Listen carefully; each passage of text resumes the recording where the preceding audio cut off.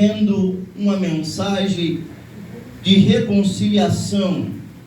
A epígrafe, se você observar na sua Bíblia, está dizendo: os gentios e os judeus são unidos por Deus mediante a cruz de Cristo.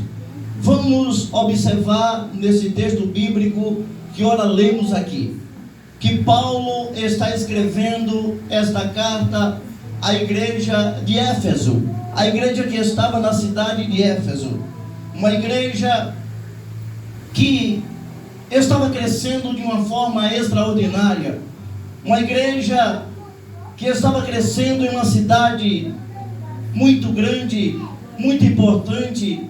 E essa igreja, através da pregação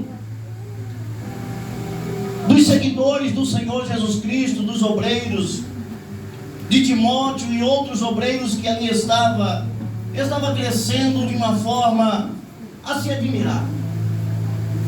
Paulo, quando ele vai escrever esta carta, ele vai exortar, consolar os irmãos que estavam naquela igreja,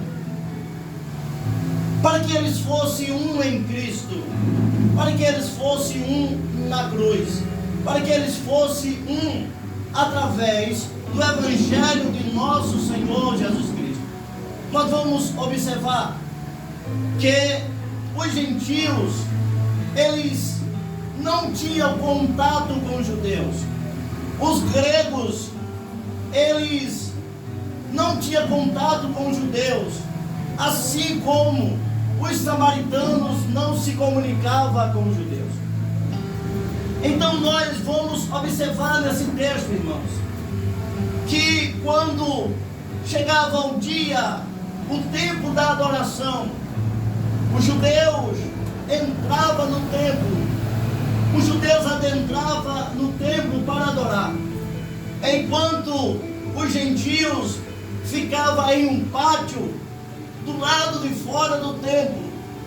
E naquele pátio havia um muro, aonde judeus não passavam aquele muro, porque pela lei, pela tradição, ele se tornava imundo, e o gentio não poderia passar também. Havia uma lei que ordenava que os gentios não deviam ultrapassar aquela barreira, porque eles não tinham o direito de adorar a Deus junto com os judeus, porque eles eram considerados pecadores.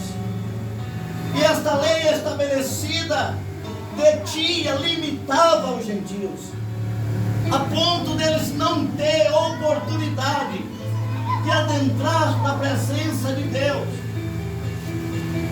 Havia uma incompatibilidade muito grande, havia uma intriga, uma inimizade, uma separação muito grande entre gentios e judeus. Se você for observar no ministério de Jesus, quando Jesus para conversar com algumas pessoas, os discípulos que eram judeus diziam: como pode ele entrar na casa de um pecador? Por quê? Porque os judeus tinham no seu coração que os gentios não eram dignos de ter a presença de Deus e de receber a presença de Deus.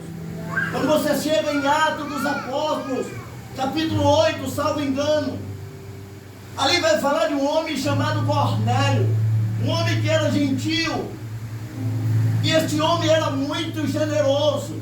Ele dava esmola, ele jejuava, ele orava, e Deus havia recebido o seu sacrifício, porém ele era gentio. E certa vez o Senhor deu um sonho a Pedro, e Pedro viu um lençol atado às quatro pontas, cheio de animais imundos, e a voz dizia a Pedro: Pedro, pega, mata e come.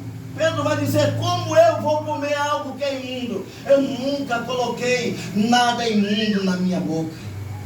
Jesus vai dizer a ele: como tu diz que é imundo aquilo que eu já purifiquei?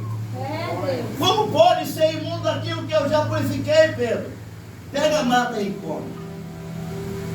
Aquela visão era para mostrar a Pedro que eram os judeus, que os gentios, que Cornélio era digno da presença de Deus e da graça de Deus, tanto quanto os judeus também era digno de receber por graça e misericórdia a presença do Senhor Jesus Cristo. E o que o Senhor queria era quebrar esta barreira.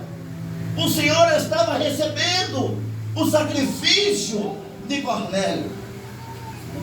Então aqui, irmãos, Paulo está escrevendo esta carta e dizendo que a cruz tem poder, que a cruz é o meio pelo qual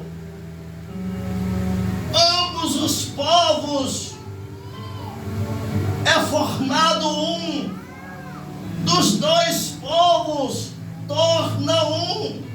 Se você observar nesse texto que nós lemos aqui, no capítulo de número 2 de Efésios, a gente vai perceber que Paulo, ele vai ser muito claro, ele vai ser muito categórico, ele vai ser muito objetivo para fazer os irmãos entender esta mensagem.